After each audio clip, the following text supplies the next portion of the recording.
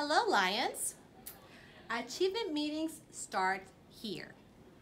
Please select your 5 most at-risk students. Prioritize them. Number 1 is your largest concern. Be sure to list an area of strength and an area of concern. Once you're done, turn this paper to your APs at least 2 days prior of your meeting. Now, be certain to bring your monitoring notebook and your corresponding paperwork done. That gets the ball rolling. Okay, so this is what the sheet looks like that she just talked about. So it shows you here the students and then the area of concern and strength. And remember, it's just 5. It doesn't have to be a homeroom student. It has to be somebody that you're concerned with the subject. So please talk with your teachers about this, communicate so that we all are on the same page about which kiddos we need to talk about. The inside of the folder just reviews when our achievement meetings are taking place. So the 17th through 19th, and you will receive a calendar invitation. We will sit with each of you to discuss the student data and possible interventions needed to help them be successful. These meetings are very tightly scheduled so that we can get to everyone, so please don't get your feelings hurt if we try to get to the point of what you're talking about. I know sometimes we get really invested into our students, and we all love them and want to talk about them all day, but these are just very short and concise meetings about specific things. So any student who has any failing grades, students who are failing assessments, and you can read through that. On the next page, it says, am I ready for the achievement meetings? Here is where you will check off the things that you need to bring to your achievement meeting. Some people have a communication log differently than other people. It doesn't matter how or what it looks like. It just matters that you have the information, so that when we're talking, we say, have you contacted the parent? You don't say, oh, I don't know, let me go get my log from my room. We need to have it there and visible so that we know, have you or no. And then consult the strategy. Like I said, are we suspecting disabilities? What are we doing to help that kiddo? And we're kind of gonna go down this list, and that'll be the way that we process the meetings. Okay. And inside your folder, you will have your monitoring notebook cards. You can have this parent log or a different one, whatever it is that you use to communicate with your parents. Anything is fine as long as you know who you called, when you called them, and why you called them.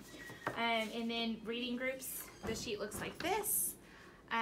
Like I said, this is another thing. It can be anything that you use with your kids, just as long as you have it. Then we have our growth charts that look like this. So that provides us high frequency words, different things like that. And then we have our ELL sheets, which I think are now called EL, but EL sheets, they're pink and purple. So you should have gotten this from Miss Magana or Miss Ospina at the beginning of the year, and you should already have your kiddos' names on it that are LEP. Please, please, please bring these if you have kiddos that have one of these. And then you also have your strategy, accommodation, or intervention page. And this kind of gives you a little briefing on what things you've been trying in the classroom with the kids and how to better phrase it for us to understand what you're doing with them. Okay, here are just some examples of what your monitoring notebook could include. Obviously, you want to have your monitoring card filled out. This top part is what you did during your CUME-DIG. Make sure you've filled in your checkpoint and DPM data. This is more specific to math and science, but math and science teachers, you could go to iExplorer, print out your item analysis for your students for their tests, their checkpoints that they've taken so far. This is also a great place to keep their goal setting sheets. And you can do the same thing for science. So that was math. You can also print out item analysis for their science, along with their reflection sheets from their unit test. This is also a great place to keep your list of reading groups. You could keep your reading groups or your math groups, just however you chart that out. There's also, most of you got, if you're 3rd, 4th, or 5th grade, you got a list from the math interventionists.